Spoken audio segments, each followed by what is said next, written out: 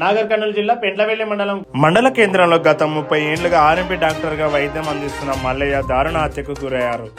అసలు నాగర్ కర్నూలు జిల్లా పగడాల గ్రామానికి చెందిన మల్లయ్య కుటుంబాలతో కలిసి 3 దశాబ్దాల క్రితం పెండ్లవెల్లికి వలస వచ్చి స్థిరపడ్డారు.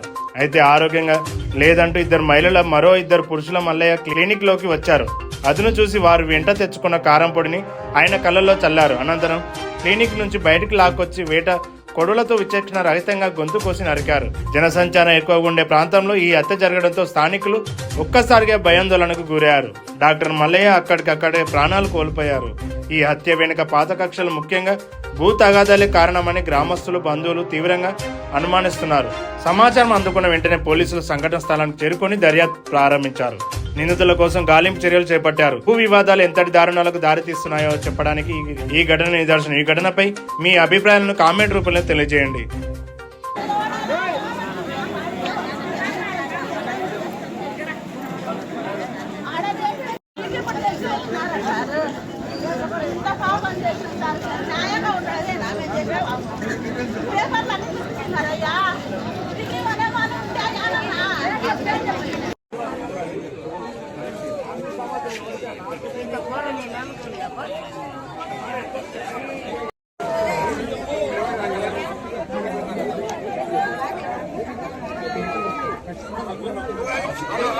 గొంతు కోసినారు. వచ్చే నా ఓటలు గెలవలేక, కోట్ల గెలవలేక, నా మొగుడు పని గెలవలేక, నా మొగుడు చంపిపోయినారు. వచ్చే నా ఓటలు